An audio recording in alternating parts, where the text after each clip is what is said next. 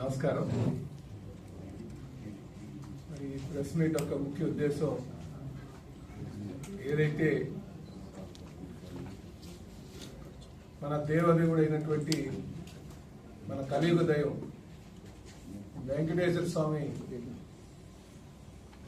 చిత్రపటాలు పట్టుకొని చెప్పులు బూట్లు వేసుకుని అవమానం పరిచినటువంటి సందర్భంలో మరి ప్రెస్ మీట్ తీసుకోవడం జరిగిందండి.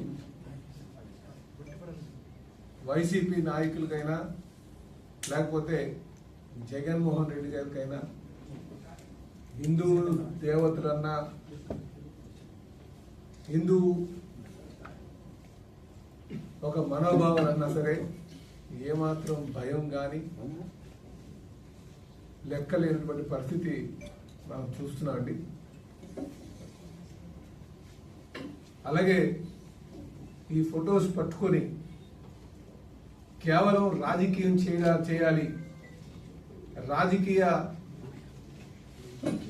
రాజకీయంగా వాడుకోవాలన్న ఒక ఆలోచనతో జగన్మోహన్ రెడ్డి గారు వారి ఒక అనుచరులతో శాసనసభ్యులతో వెంకటేశ్వర స్వామి చిత్రపటం పట్టుకొని చెప్పులతోని బూట్లు వేసుకుని అవమానపరిచి కేవలం ఆయన చేసినటువంటి తప్పుని కప్పుపుచ్చుకోవడానికి కోసం చేస్తున్నటువంటి దుర్మార్గపు ఆలోచన చెప్పి ఈ సందర్భంగా తెలియజేస్తున్నాను.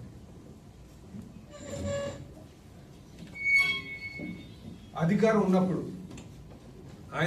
ఉన్నప్పుడు కూడా చట్టసభల్లో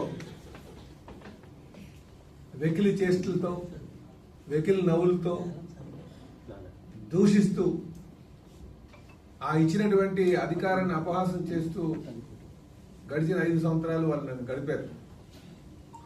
ఇప్పుడు కూడా ఆయన ఒక నీచ బుద్ధితో హిందువుల్ని వాళ్ళ యొక్క మనోభావాలని దెబ్బతీసే విధంగా ఏమాత్రం లెక్క లేని విధంగా ఆయన చేయడం చాలా దుర్మార్గమండి. దీన్ని మేము తీవ్రంగా ఖండిస్తున్నామని చెప్పి ఈ సందర్భంగా తెలియజేస్తున్నాము. అట్లా మన వేదాల్లో కావచ్చు లేకపోతే ఇతిహాసాల్లో కావచ్చు మనం చూసుకుంటే అటు త్రేతాయుగంలో ద్వాపర యుగంలో రాక్షసులు ఉండేవారు. వారు హిందూ దేవాలయం మీద పడి అవి ధ్వంసం చేస్తుండేవారని చెప్పేసి కథలుగా వినేవారు. కానీ ఇప్పుడు కలియుగంలో నేరుగా చూస్తున్నాం. కల్తీ లడ్డు తయారు చేసి పాలు ఉపయోగించకుండా నేతి తయారు చేసేది.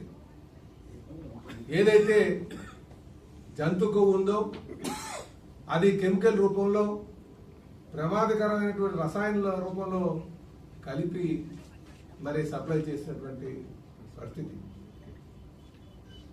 ఇదే కాకుండా ఆయనకి ఎవరైనా సరే ముఖ్యమంత్రి స్థాయిలో బ్రహ్మోత్సవాలకి వెళ్తే సతీ సమేతంగా వెళ్తారు. ఆయనకి హిందువుల యొక్క కలియుగ దైవం పట్ల గౌరవం లేదు కనుక ఎప్పుడు వెళ్ళినా సరే ఆయన ఒకరే వెళ్తారు. అలాగే మాడ వీధుల్లో వారు అందరూ పరమ పవిత్రంగా భావించేటువంటి మాడవీధి వెంకటేశ్వర స్వామి గుడి చుట్టూ ఉన్నటువంటి వీధి. అక్కడ చెప్పులు ఎవరు వేసుకోరు.